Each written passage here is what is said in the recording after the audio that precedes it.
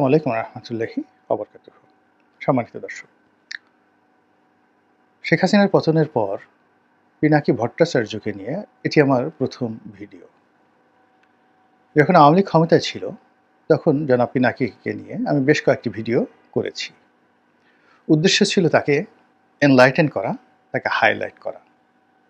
এর কারণ হলো তিনি যে সময়টিতে এই ইউটিউবে ভিডিও করা শুরু করেন এবং তিনি যে স্টাইলে কথা বলা শুরু করেন সে স্টাইলটা প্রথম দিকে প্রমিত বাংলায় আমাদের মতো কথা বলতেন এবং তার যে ভিউ এগুলো আমাদের সাথে অনেক কম ছিল।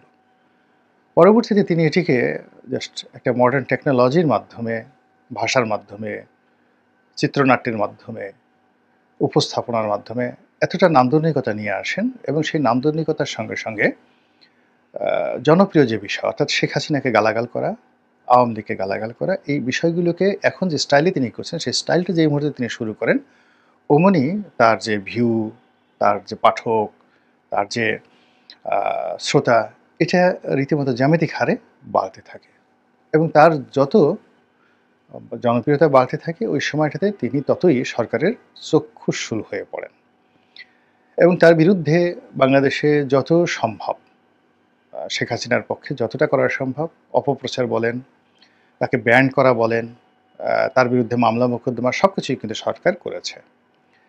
তো যেহেতু আমরা বাংলাদেশে খুব অল্প কয়েকজন লোক পরিবেশ পরিস্থিতি অনুযায়ী আমরা কথা বলে যাচ্ছিলাম এবং তার মধ্যে আমি একজন।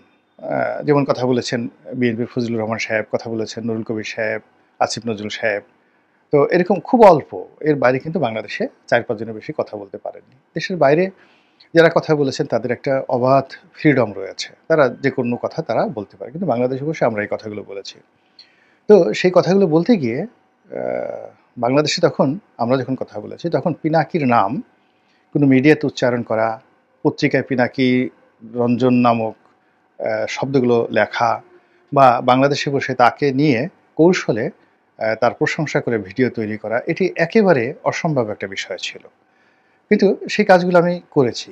এটা এই কারণে করেছি যে আমাদের যে যুদ্ধ, সেই যুদ্ধের যে টার্গেট অলমোস্ট সেম। শুধু way of talking and way of presentation is different, but লক্ষ্যটা সেম। তো যাই হোক, শেখ হাসিনার পতন হয়েছে আলহামদুলিল্লাহ। শেখ হাসিনার পতনের পর আমাদের এই বাংলাদেশে আগে যে সমস্যাগুলো ছিল, সেই সমস্যা প্রায় সব সমস্যাই বহুগুণে বেড়ে গেছে। তারপর কিন্তু আমাদের আফসোস নেই। এর কারণ হলো শেখ হাসিনার ১৫ বছরের যে শাসন আমল, আমরা প্রায় সবাই যারা নির্যাতিত হয়েছি, তারা যেকোনো মূল্যে পরিত্রাণ চাচ্ছিলাম। এমনকি অনেকে মৃত্যু কামনা করছিলেন যে, এর চেয়ে আমাদের মৃত্যু হয়ে যাক, আল্লাহ তুমি জিবরাইলকে পাঠিয়ে আমাদেরকে নিয়ে নাও, আচ্ছা শেখ হাসিনাকে নিয়ে নাও। তো শেখ হাসিনা চলে গেছেন। আল্লাহ তাকে ভালো রাখুন, হেদায়েত দান করুন, ভেস্ত নসিব করুন, আমরা দোয়া করি। কিন্তু এখন শেখ হাসিনার অবর্তমানে এই বাংলাদেশে যে সকল সমস্যাগুলো তৈরি হয়েছে, দেশের বাইরে থেকে যারা পিনাকি মতো লোকজন আছেন তারা অনুধাবন করতে পারবেন না আমাদের যে বেদনা। আমরা এই বাংলায় বসে যারা কথাবার্তা বলছি, যারা ব্যবসা বাণিজ্য করছি, সীমাহীন অরাজকতা। এটা মানে একটা ইংরেজিতে একটা শব্দ আছে, it can better imagine than describe. কিছু কিছু বিষয় আছে কল্পনা করা যায়, বর্ণনা করা যায় না। তা আমরা যারা ভুক্তভোগী, আমরা এই বিষয়গুলো যেভাবে কল্পনা করতে পারি সেগুলো আমরা বর্ণনা করতে পারি না, আর বাইরে যারা আছেন তারা প্রশ্নই আসে না। তো সেই দিক থেকে এখন এই বাংলাদেশে যা কিছু হচ্ছে, সেই অবাধ দৃষ্টিতে মনে হচ্ছে যে সরকারের পেছনে সরকার আছে, তারপর অদৃশ্য অনেকগুলো ক্ষমতা আছে। এখানে তৃতীয় রাষ্ট্র বা ফোর্থ স্টেট, চতুর্থ রাষ্ট্র, ইংরেজিতে যে কথাগুলো আছে সেগুলো খুবই কার্যকর অবস্থায় আমাদের সমাজকে উত্তাল করে তুলছে। তো এত কিছুর মধ্যেও যে মানে অবাক করা যে বিষয়, সেই অবাক করার বিষয়টা হলো যে বাংলাদেশের শাসন প্রণালীতে, তারপর শাসন ব্যবস্থায়, প্রণালী এবং ব্যবস্থা দুটো আলাদা জিনিস। এরপর দৈনন্দিন কর্মকাণ্ড এবং আমাদের জাতীয় গুরুত্বপূর্ণ যে সিদ্ধান্তগুলো হচ্ছে, সব ক্ষেত্রে প্যারিস প্রবাসী ইউটিউবার জনাব পিনাকি ভট্টাচার্য, তিনি খুবই গুরুত্বপূর্ণ ভূমিকা পালন করছেন। আমি যেটা শিরোনামে ব্যবহার করছি সেটি হলো যে তিনি এখন বাংলার খমেনি। আয়াতুল্লাহ খমেনি একসময় প্যারিসে ছিলেন এবং সেখানে থেকে তিনি পুরো যাকে বলা হয় ইরানের রাজনীতি নিয়ন্ত্রণ করেছেন এবং তার কথা মতো সবকিছু চলেছে এবং একটা সময় তিনি প্লেনে করে এসে অলনে ছাড়েন, কাউকে না জানিয়ে অলনে ছাড়েন, উপস্থিত হয়েই তিনি বিপ্লবের নেতৃত্ব দিয়েছেন। আমাদের দেশে শেখ হাসিনা বিরোধী যে আন্দোলন ছিল সেটাকে অনেকে বিপ্লব বলার চেষ্টা করছেন, কিন্তু বেশিরভাগ মানুষ এটাকে গণ অভ্যুত্থান, গণ আন্দোলন, গণবিক্ষোভ এবং শেখ হাসিনার পলায়ন বা ক্ষমতাচ্যুতি এই হিসাবে দেখছে। কিন্তু সত্যিকার অর্থে এখন যে অরাজকতা চলছে, এই অরাজকতা আমার সিক্স সেন্স বলছে অন্তত 5 থেকে 10 বছর চলবে। আর এই অরাজকতা থেকে বের হওয়ার জন্য আমরা যে লড়াই এবং সংগ্রাম করছি এটাই হবে একটা বিপ্লব, দ্বিতীয় বিপ্লব হবে, তৃতীয় বিপ্লব হবে এবং সেই বিপ্লবটা চলছে। এখন সেই বিপ্লবের বিভিন্ন অ্যাঙ্গেল রয়েছে। বিএনপি একভাবে বিপ্লব করার চেষ্টা করছে, জামাত করার চেষ্টা করছে, তারপর হেফাজত করার চেষ্টা করছে, যে যার মতো অন্তত 20টি অ্যাঙ্গেল থেকে সেই রাষ্ট্রীয় কর্মকর্তারা, সেনাবাহিনীরা সবাই কিন্তু যে যার অবস্থা থেকে আইন শৃঙ্খলাকে ফিরিয়ে এনে দেশকে একটি স্থিতিশীল অবস্থায় নিয়ে যাওয়ার জন্য যে যার মতো করে চেষ্টা করছেন এবং একে অপরের স্বার্থ যাকে বলা হয় এখানে নিয়ে পরস্পরের সাথে দ্বন্দ্ব এবং সংঘাত এবং একে অপরের বিরুদ্ধে খিস্তিকেওর হচ্ছে।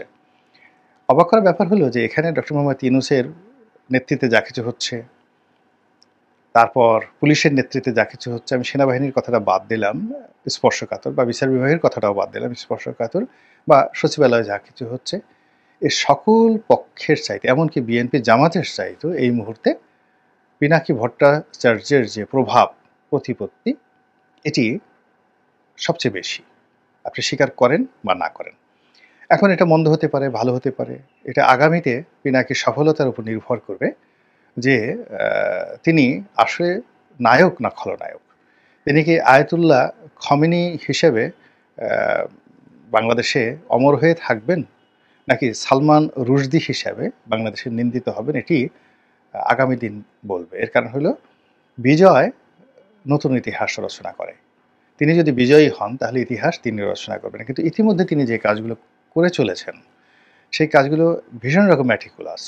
তিনি যেভাবে 32 নম্বর ভেঙেছেন এবং একদম লাইভে থেকে বসে যেভাবে হুকুম দিয়ে প্রতিটি ঘটনা তদারক করে টেলিফোনে ইনস্ট্রাকশন দিয়ে এটা করো, ওটা করো, ওটা করো, এরকম প্রকাশ্য গত 100 বছরে, আমি 100 বছরে গেলাম না, মানে এই টেকনোলজি চালু হওয়ার পর এইরকম কোনো অপারেশন, 32 ভাঙার যে অপারেশন যেটা আমি দেখেছি, এরকম কোনো অপারেশন আমি, কোনো মিলিটারি অপারেশন আমি দেখিনি।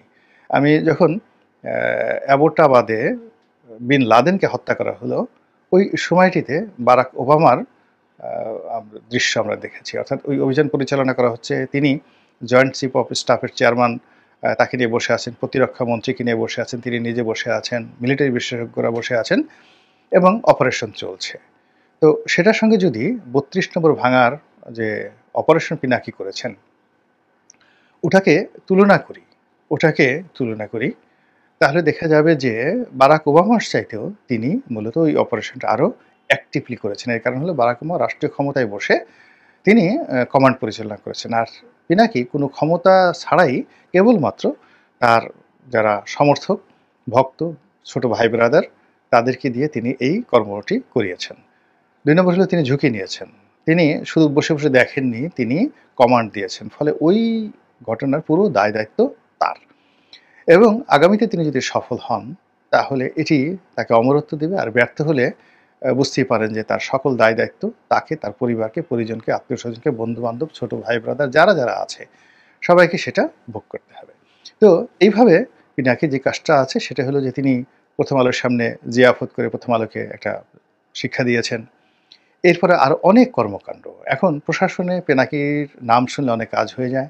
যেমন তিনি নিজেই বললেন যে ধানমন্ডিতে এক জায়গাতে ডাকাত পড়েছে, তো সেখানে পুলিশ তারা পাচ্ছিল না এবং তিনি পুলিশকে টেলিফোন করে, প্যারিস থেকে পুলিশকে টেলিফোন করে তিনি সেখানে পুলিশ পাঠিয়েছেন। তো এরকম ছোট ছোট কাজ থেকে শুরু করে অনেক বড় বড় কাজ হচ্ছে। তার সঙ্গে সঙ্গে পিনাকির নাম ব্যবহার করে অনেকে বদনাম করার চেষ্টা করছে, ঘুষ আদায় করার চেষ্টা করছে, দুর্নীতি করার চেষ্টা করছে এবং এটা নিয়েও পিনাকি কিন্তু বিভিন্ন কথাবার্তা বলেছেন। কিন্তু পিনাকি যে কাজটি সবচেয়ে বেশি মানে বিপ্লবাত্মক করছেন খমেনির মতো, খমেনির শিয়াইজম এবং তার এন্টি আমেরিকান যে স্লোগান, ওটি এখনো পর্যন্ত কিন্তু যাকে বলা হয় একটা মাইলস্টোন হিসেবে, রোল মডেল হিসেবে পুরো ইরানকে পরিচালিত করছে। তদ্রূপ বাংলাদেশে পিনাকি অনেকগুলো মানুষকে উলঙ্গ করে দিয়েছেন। তার কাঁঠাল রানী, তারপরে তার জয় বাংলা, এই ইত্যাদি যে কথাগুলো, এই কথাগুলো রীতিমতো প্রাতিষ্ঠানিক রূপ পেয়েছে। আবার তিনি যে সকল গালাগাল করেন, যেমন জাউরার জাউরা। জাউরা মানে আপনারা তো জানেন যে জারজ, যাকে জারজ বলা হয়, সেটার আঞ্চলিক শব্দ জাউরা। তো জাউরার জাউরা মানে তিনি যাকে গালি দিচ্ছেন, এটার বক্তব্য হলো যে সে একজন জাউরা মানে বাস্টার্ড। আর সে শুধু যেন তেন বাস্টার্ড না, জাউরার জাউরা মানে তার বাপও বাস্টার্ড ছিল। তো তিনি এইভাবে অনেকগুলো মানুষকে জাউরার জাউরা বলে যে ট্যাগগুলো দেওয়ার চেষ্টা করছেন, সেই মানুষগুলো কিন্তু অনেকেই ইতিমধ্যে আহত বা নিহত হয়ে গেছেন সামাজিকভাবে। This is the fact. এখন আগামীতে সেই লোকগুলো ফিরে আসার রাজনীতিতে কতটুকু সম্ভাবনা আছে বা না আছে সেটা পরে দেখা যাবে, কিন্তু তিনি যাদেরকে গালাগাল দিয়েছেন এবং যাদেরকে এভাবে উলঙ্গ করেছেন, সেটা কিন্তু একটা রীতিমতো বিপ্লব হয়ে গেছে। ২ নম্বর হলো যে তিনি শেখ হাসিনা নিচে কাউকে নিয়ে ভিডিও করেননি, কখনো ভিডিও করেননি। অন্যদেরকে গালি দিয়েছেন, তার ভিডিওর যে ট্রেন্ড এবং টপিক, এটা সবসময় শেখ হাসিনা কেন্দ্রিক ছিল। আর এখন তিনি ভিডিও করছেন ডক্টর মোহাম্মদ ইউনূসকে নিয়ে, অথবা জেনারেল ওয়াকারুজ্জামানকে নিয়ে, অথবা আওয়ামী লীগকে নিয়ে, অথবা শেখ হাসিনাকে নিয়ে। এর বাইরে তিনি যাচ্ছেন না। ইট মিনস যে তিনি একটা বিপ্লব করার জন্য যে টার্গেট নিয়ে এগুচ্ছেন এবং যে বিপ্লবী গ্রুপ তিনি তৈরি করছেন দেশে এবং দেশের বাইরে, সেখানে তাকে সাহায্য করার জন্য যেভাবে টাটকা অলি আছে, আবার তাকে সাহায্য করার জন্য দ্য বাস্টার্ড এবং যাকে বলা হয় জাউরার জাউরা মানে son of A bastard of the bastard, মানে সেগুলো group of dozens of bastard রয়েছে যারা চিন্তা চেতনায় দেশে দেশের বাইরে তার সৈনিক হিসাবে, তার যাকে বলা পোষ্য হিসাবে, তার ভক্ত হিসাবে তাকে সাহায্য করছেন। তো কাজেই তিনি ম্যাটিকুলাসলি যে কাজগুলো করছেন, যেখানে তার বলা দরকার তিনি বলছেন, যেখানে তার হুজুর দরকার সেখানে হুজুর বলছেন, যেখানে তার বাস্টার্ড দরকার বাস্টার্ড বলছেন, যেখানে তার পিচ্চি হেলাল দরকার, জাস্ট কথার কথা বললাম, যেখানে তার সন্ত্রাসী দরকার, যেখানে তার ছোট রাজন দরকার, দাউদ ইব্রাহিম দরকার, প্রায় সব ক্ষেত্রে তিনি যে একটি শক্তিমত্তা অর্জন করে ফেলেছেন, এটি রাষ্ট্রের মধ্যে আরেকটা নতুন রাষ্ট্র তৈরি করে ফেলেছে। এবং এটা কিভাবে তৈরি করে ফেলেছে, জাস্ট একটা ছোট উদাহরণ দেই, তাহলে আপনারা বুঝতে পারবেন। মসজিদে নামাজ পড়ি, আমার পাশে একজন কর্নেল, পদমর্যাদার বিমান বাহিনীর সাবেক কর্মকর্তা, এখন খুব বড় একটা ব্যবসা করেন। তো তার একটা সমস্যা, ভীষণ সমস্যা ক্যান্টনমেন্টের সঙ্গে একটা সমস্যা, বা সরকারি কোনো একটা অফিসে, আমি ঠিক এখন মনে করতে পারছি না। তো তিনি একজন ঊর্ধ্বতন সামরিক কর্মকর্তা, এই মুহূর্তে ভালো পদে আছে, তার ব্যাচমেট, তাকে তিনি বললেন। তো তিনি বললেন যে আসলে এটা আমি বললে হবে না, এটা পিনাকি দাদাকে বলতে হবে। তো বললো যে আমার সাথে তো পিনাকির কোনো পরিচয় নাই। তো বল ঠিক আছে, আমি তাকে দিয়ে বলাচ্ছি। এবং সেই লোক তারপরে আমাকে বললো যে আশ্চর্য ঘটনা যে ২৪ ঘন্টার মধ্যে আমার সেই কাজটি হয়ে গেল। আমি জাস্ট একটা ইঙ্গিত দিলাম, প্রমাণ যদি চান প্রমাণ দিয়ে দেবো। এভাবে এই রাষ্ট্র চলছে, এই দেশ চলছে। এবং মিস্টার পিনাকি রঞ্জন চক্রবর্তী, আপনি তাকে যেভাবেই মূল্যায়ন করেন না কেন, তিনি আসলে এখন এই গুরুত্বপূর্ণ ভূমিকা পালন করে চলছেন। মহান আল্লাহ আমাদের সবাইকে হেদায়েত দান করুন এবং হেফাজত করুন। আসসালামু আলাইকুম ওয়া রাহমাতুল্লাহি ওয়া বারাকাতুহু।